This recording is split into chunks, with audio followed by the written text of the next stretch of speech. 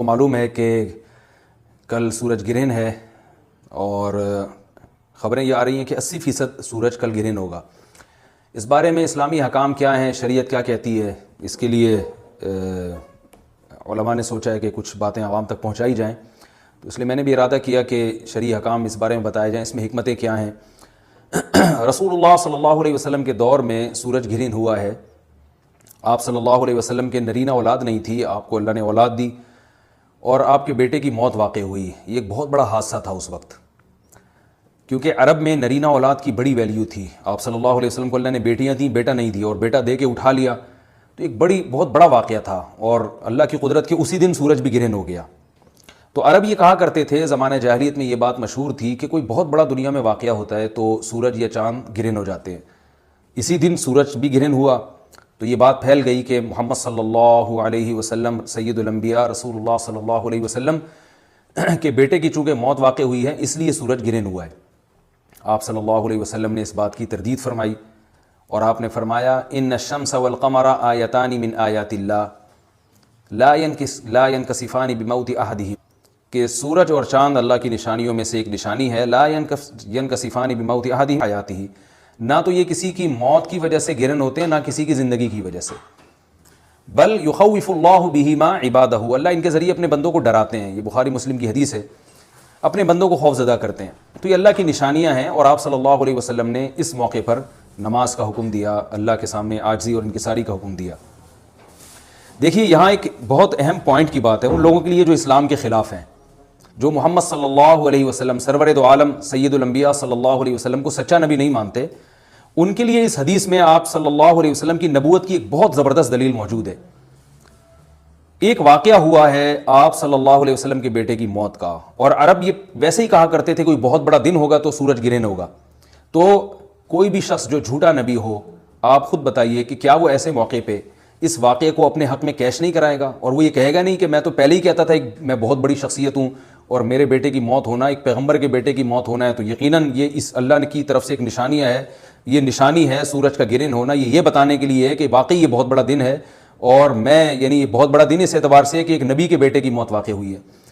لیکن آپ صلی اللہ علیہ وسلم نے یہ سب نہیں کیا، اور آپ نے بتایا کہ سورج اور چاند کے گرہن ہونے کا کسی کی موت یا زندگی سے کوئی تعلق نہیں، اور آج سائنس نے بھی ثابت کر دیا ہے کہ یہ ایک سائنٹیفک حقیقت ہے کہ جب زمین اور سورج کے درمیان چاند آ جائے تو سورج گرہن ہو جاتا ہے، اور جب چاند اور سورج کے درمیان زمین آ جائے اور سورج کی روشنی چاند تک نہ پہنچ رہی ہو تو چاند گرہن ہو جاتا ہے۔ تو یہ ایک اس میں عبرت کی بات بھی ہے ان لوگوں کے لیے جو آپ صلی اللہ علیہ وسلم کی نبوت میں شک کرتے ہیں۔ البتہ آپ صلی اللہ علیہ وسلم نے اس موقع پر ہمیں حکم دیا کہ اللہ سے تضرع اور عاجزی اور انکساری کی جائے، اپنے گناہوں کی معافی مانگی جائے، اور نماز آپ صلی اللہ علیہ وسلم نے پڑھی۔ اس پہ بھی بعض لوگ اشکال کرتے ہیں کہ یہ جب ایک نیچرل پروسیس ہے تو اس میں اتنا گھبرانے کی، کیونکہ حدیث میں آتا ہے آپ صلی اللہ علیہ وسلم بہت گھبرائے، تو اس میں گھبرانے کی کیا بات ہے؟ تو یاد رکھیے ہر نیچرل پروسیس جو ایک عام معمول سے ہٹ کر ہو، اس میں انسان کے لیے ایک عبرت کی بات ہوتی ہے۔ ہم دیکھتے ہیں رسول اللہ صلی اللہ علیہ وسلم کے دور میں جب تیز ہوا چلتی تھی اور بارش سے پہلے ہوا چلا کرتی تھی تیز ہوائیں، تو آپ صلی اللہ علیہ وسلم گھبرا کے مسجد کی طرف دوڑتے، عاجزی انکساری کرتے، اللہ تعالیٰ سے یہ کہتے کہ اللہ تو نے تو مجھ سے وعدہ کیا کہ جب تک میں ان کے درمیان موجود ہوں تو ان کو عذاب نہیں دے گا۔ تو یہ خوف کا غلبہ تھا آپ صلی اللہ علیہ وسلم پر۔ کیوں؟ وجہ اس کی یہ تھی کہ یہی حالات قوم عاد اور قوم سمود پر بھی آئے ہیں۔ قرآن میں آتا ہے نا فَلَمَّا رَأَوْهُ عَارِضًا مُسْتَقْبِلَ أَوْدِيَتِهِمْ قَالُوا هَذَا عَارِضٌ مُمْطِرُنَا بل هو ما استعجلتم به ريح فيها عذاب أليم تدمر كل شيء بأمر ربها فأصبحوا لا يرى إلا مساكنهم، کہ وہ بادلوں کو دیکھ کے کہنے لگے یہ تو ایک معمول کے مطابق بادل ہیں جو برسیں گے اور بارش ہوگی۔ تو پیغمبر نے کیا کہا کہ یہ بارش نہیں ہے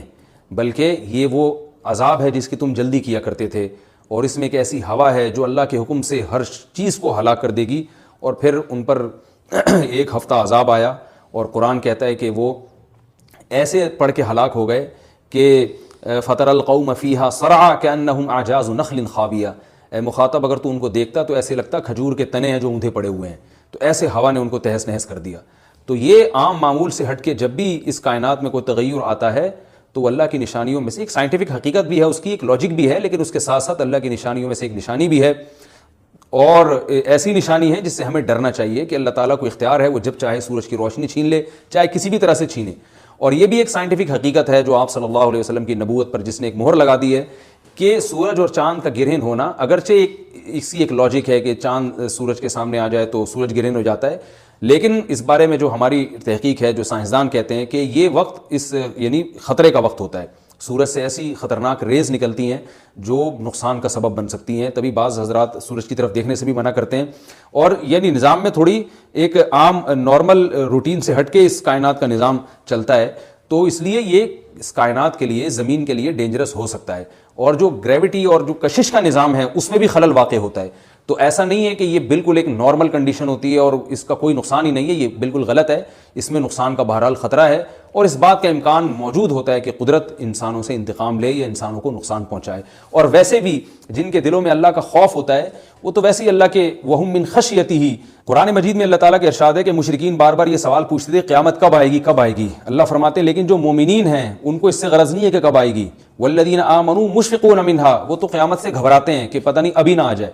تو جس کے دل میں اللہ کا خوف ہوتا ہے اس کے زندگی گزارنے کا طریقہ کچھ اور ہوتا ہے، وہ بات بات پہ اللہ سے ڈرتا ہے، اس کو اللہ سے ڈرنے کا بہانہ چاہیے، اس کو توبہ کا بہانہ چاہیے۔ تو اس بحث میں پڑھنا کہ یہ تو ایک لاجیکلی ایک سورج کی روشنی غائب ہو جائے گی، وہ ٹھیک ہے، یہ سائنسدانوں کا شعبہ ہے کہ کیوں غائب ہو رہی ہے، ماہرین فلکیات کا شعبہ ہے، لیکن اہل ایمان کا جو کام ہے اس موقع پر، ان کا جو وظیفہ ہے وہ یہ کہیں کہ اللہ کی نشانیوں میں سے ایک نشانی ہے، اللہ اپنی قدرت دنیا میں دکھاتا ہے کہ میں یہ بھی کر سکتا ہوں چاہے کسی بھی طریقے سے کروں، تو ہمیں اس موقع پر بہرحال اللہ کے سامنے جھکنا چاہیے، اپنے گناہوں سے معافی مانگنی چاہیے، اور وہی عمل کرنا چاہیے جو رسول اللہ صلی اللہ علیہ وسلم نے ہمیں بتایا ہے۔ اور اس بارے میں جو توہمات پھیلے ہوئے ہیں اس سے بھی ہمیں اجتناب کرنا چاہیے، جیسے نبی صلی اللہ علیہ وسلم نے عربوں کے وہم کو دور کیا ہے، بھائی اس کا کسی کی موت اور زندگی سے کوئی تعلق نہیں ہے، تو اسی طرح آج کل لوگوں میں ایک سورج اور چاند گرہن ہونے کے بارے میں وہم بھی بہت ہے کہ پتہ نہیں کیا ہو جائے گا، حاملہ عورتیں نہ نکلیں، فلانا نہ کرے، فلانا خربوزہ نہ کھائے، اس موقع پر کسی نے تربوز کھا لیا تو یہ ہو جائے گا، الٹی الٹی باتیں پتہ نہیں کیا کیا مشہور ہیں، یہ خربوزے تربوز کی تو میں ویسے ہی مثال دے رہا ہوں۔ تو کوئی بھی چیز جب کہنی ہو تو پوری طرح سے اس کی ریسرچ کریں۔ مجھے نہیں پتا حاملہ عورت کو فائدہ ہوتا ہے نقصان ہوتا ہے سورج گرہن ہونے سے، لیکن اگر نقصان بھی ہوتا ہے تو اس کی کوئی مستند دلیل ہونی چاہیے آپ کے پاس، ایسے ہی سنی سنائی باتیں آگے نقل نہ کریں۔ تو بہرحال ہمیں جو کرنے کا کام ہے جو رسول اللہ صلی اللہ علیہ وسلم نے بتایا ہے وہ کام بخاری اور مسلم کی حدیث کے مطابق نماز ہے، انفرادی بھی ہے، جماعت سے بھی ہے، مستحب یہ ہے کہ جماعت سے نماز پڑھی جائے مسجد میں یا کسی بھی میدان میں، اور 2 رکعتیں امام پڑھائیں گے، اور اس میں سرن تلاوت بھی کر سکتے ہیں، جہری تلاوت بھی کر سکتے ہیں، دونوں رائے ہیں علماء کی۔ آج کل جہری کو اس لیے ترجیح دی جاتی ہے کہ صلاۃ کسوف میں جو رسول اللہ صلی اللہ علیہ وسلم کی سنت ہے وہ لمبی نماز ہے، تو لمبی نماز پڑھیں گے تو اگر آپ آہستہ آواز سے پڑھیں گے تو لوگوں کو تھکاوٹ کا احساس زیادہ ہوتا ہے، جہری پڑھیں گے تو تھکاوٹ کا احساس کم ہوتا ہے، تو اس لیے دونوں قولوں پہ فتویٰ دیا جاتا ہے، وہ ایک قول راجح ہے اور ایک میں آسانی ہے، تو آسانی اس قول میں ہے کہ جہری تلاوت کی جائے، اس میں لوگوں کو نماز میں کھڑا رہنا آسان ہوتا ہے، تو لمبی سے لمبی نماز پڑھی جائے۔